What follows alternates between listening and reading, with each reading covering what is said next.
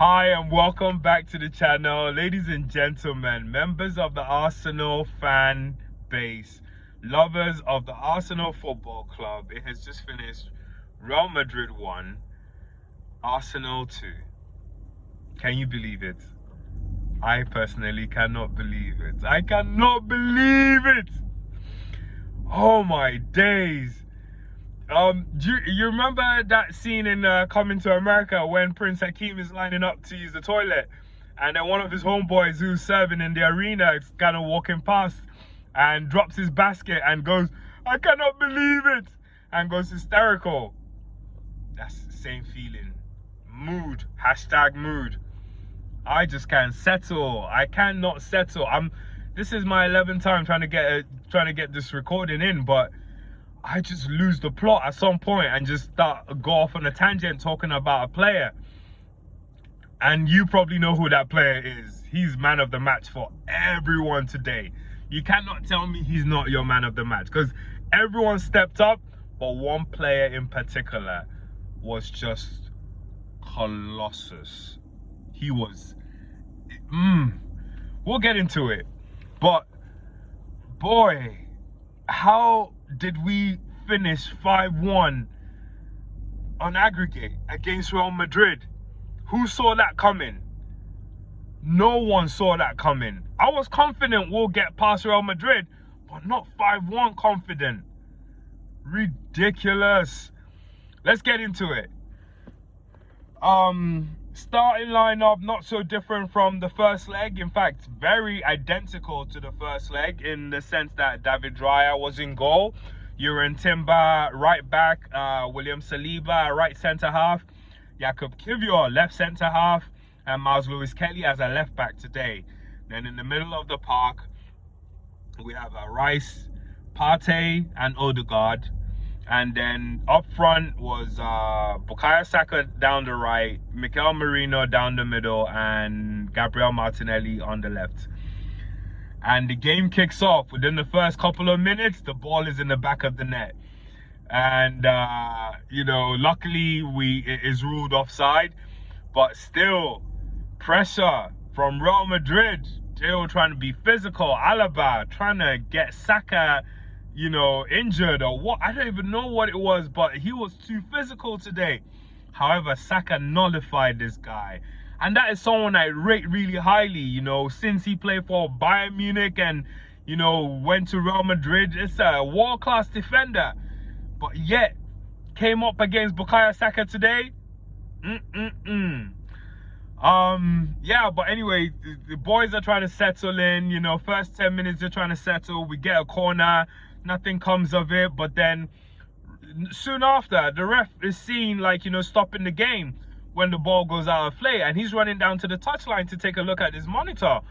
And then there's the replay then comes on, and it shows that during the corner, our corner, that the Real Madrid defender, I think it was Asensio, had brought Mikel Merino down in the box, and the referee awards us a penalty, And I thought, hey, 10 minutes in, we get a goal. I'll take that, get rid of this, get rid of the Real Madrid threat, and we're into, the semifinals. So yeah, we get the penalty awarded to us, and then Martin Odegaard is kind of standing there with the ball. And I'm thinking, nah, man, where's Bukayo Saka? Where's our regular penalty taker? And then they do that thing where last minute they just kind of switch. But I have a feeling that Real Madrid are already prepared for a Bukayo Saka penalty today, just in case. Which that makes me think, would it have been a better idea if Martin Odegaard had taken it? Regardless, Bukayo Saka steps up and takes such a tame effort, and he tries to chip the keeper, but he's chipping the keeper the same direction the keeper went down. So all Courtois had to do was just raise his arm and, make a save. And we're still level at 1-1, and opportunity goes begging. The real opportunity, a penalty as well. So you just thought oh, is this going to come back to bite us in the bum? But the boys were ready today, not too long after. William Saliba makes an incredible challenge on Mbappe and gets the ball clear. You know, Saliba is world class, man. And you know, the first half he had a stellar game, but not long after, Real Madrid have their own free kick awarded to them, and in the whole process of it, Declan Rice is holding on to Mbappe, and Mbappe goes to ground really easy, and then the ref looks at it and awards a penalty. And by the way, this ref apparently has awarded more penalties than any other referee in the Champions League this season, so he's a little bit trigger happy, if you ask me, when it comes to penalties. But he awards the penalty, and right away, Declan Rice is appealing, the Arsenal players are appealing, and then this is the difference between the Champions League and the Premier League, because the Premier League, they're all so righteous with themselves. That lot is just ridiculously incompetent, because fair enough, these guys are human, they make errors. But then the whole point of VAR is that you go and you check and make sure that, you know, your error is not costing the team or costing either of the teams, an opportunity, for them to play football, and play real football, and not be, winning off, bad referee decisions. Anyway, even though it takes forever, it takes almost 10 minutes, but I exaggerate, maybe 5 to 6 minutes. But they get the ref to go take a look at his monitor, because you could tell VAR was already telling the ref, like, I don't think that was a penalty.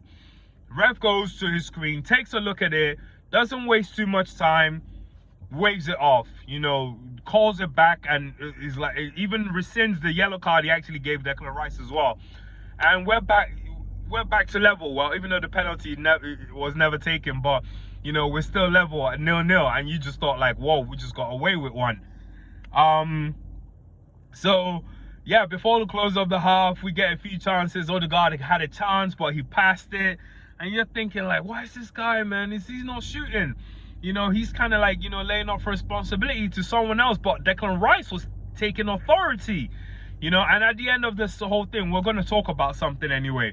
That was just a little bit frustrating. But Kiwior, before the half, he put in this header that kind of clears the lines, and that's what he did today. He cleared his lines perfectly, nullified every threat that came his way.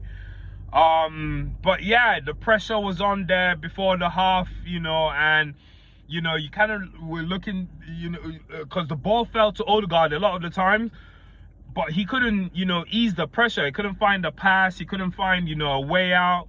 But anyway, we make it to the half, still level at a stalemate when it's still 0-0. But then come the second half, it's still a crazy start. Very scrappy. Declan Rice again, he blocks Bellingham when Bellingham is played through, and then he's just in there and he just puts in a leg and just make sure Declan Rice make sure Bellingham doesn't get a sniff at goal. Kiwior still defending like a beast. Kiwior, today we can say we didn't miss Gabriel, because Kiwior was equally as good as Gabriel. Equally as good. In fact, to tell you how good Kiwior was today, he was the better of the two centre-half pairing today. He was better than Saliba. Yes? Kiwior was better than Saliba today at the Bernabeu. So it just goes to show this guy is really more of a left centre-half than he is a left back, where we have played him most times, this season and previous seasons, but this guy is more of a left centre-half. Yeah, and then the game goes on, it just gets rough. Rudiger is an animal. At some point, Miles Lewis Kelly's on the floor and Rudiger stamps on him, and you're just thinking, like, man, that's kind of like a red card, you should be getting a red for that. But then again, I guess it's payback, because in the first leg, Miles Lewis Kelly did kind of stamp on Bellingham's leg in the first game. Anyway, we move, because not too long after we get our first goal, and who scores? the same person that missed the penalty, Bukayo Saka. Madness, real madness.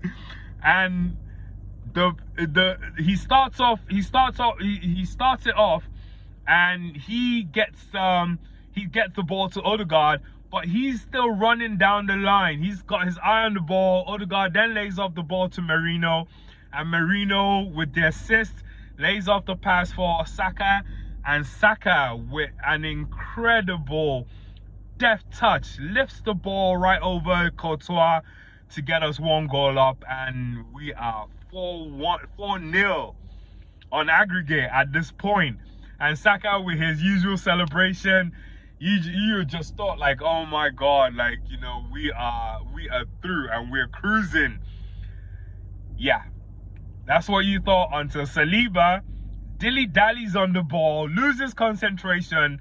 Vinicius Jr. steals the ball and then rifles home, you know, a shot, and we're back to level at 1-1. And you're just wondering, like, Saliba, how could you? After having such a great game all through, you just didn't see that coming.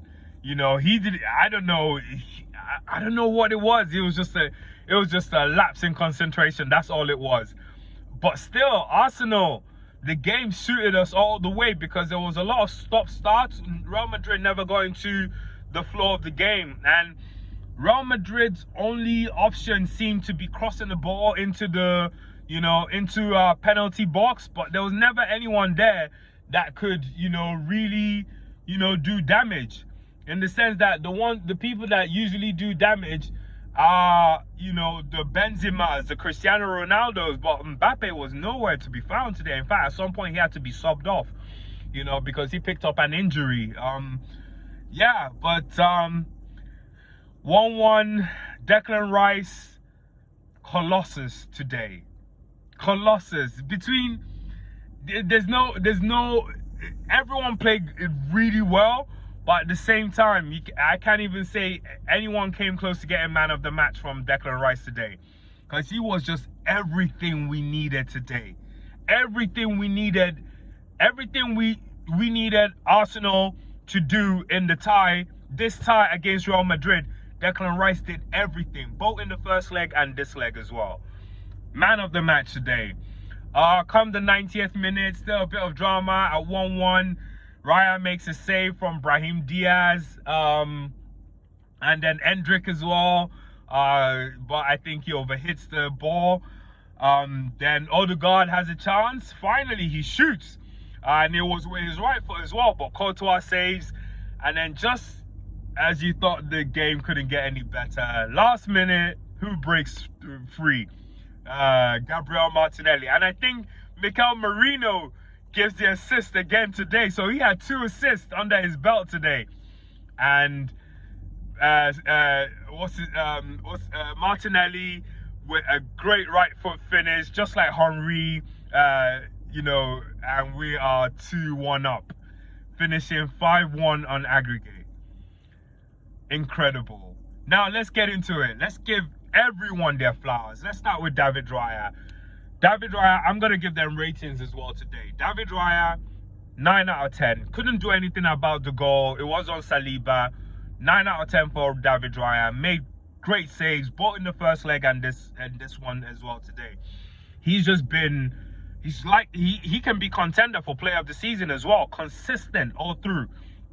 Yuri Timber, oh my God. Easily another candidate for man of the match today. But Declan Rice was miles ahead. But then Yuri Timber nullified everything Vinicius Jr. wanted to do. He's just shown that he's one of the best right backs in the world right now. 9 out of 10 for him as well. William Saliba, I fought for the goal, but other than that, he was having a great game. Not gonna mark him down too much, considering, you know, we still finished 5-1 on aggregate. 8 out of 10. We'll be kind. We'll just take 1, because if anything, Saliba was more of a 9 out of 10 as well today, but he made that mistake. Jakub Kiwior, if we're giving halves, he's a 9.5 out of 10 today. He was great. He was just as good as Timber, if not better. Miles Lewis Kelly, 9 out of 10. Another person that probably will get a 9.5, but let's keep it at 9 out of 10. So literally everyone so far 9 out of 10. Only person who doesn't have a 9 out of 10 is William Saliba. But let's go into the middle of the park, because Thomas Partey, I will give him 9 out of 10 as well. That guy, he picked up a yellow card, so that means he misses the first leg of the semi-finals. So probably give him 8 out of 10, because there was no need for him to pick up that yellow card. Even Declan Rice, you could see mad at him when he picked up that yellow card. Martin Odegaard, I will give Martin Odegaard 7 out of 10. Eventually, he did get into the flow of the game towards the end, but a lot of times you expected a lot from our captain, but he didn't really step up. Now, let's talk about the man of the match, the next player, Declan Rice. Man of the match for today, 10 out of 10. 10 out of 10, 100%.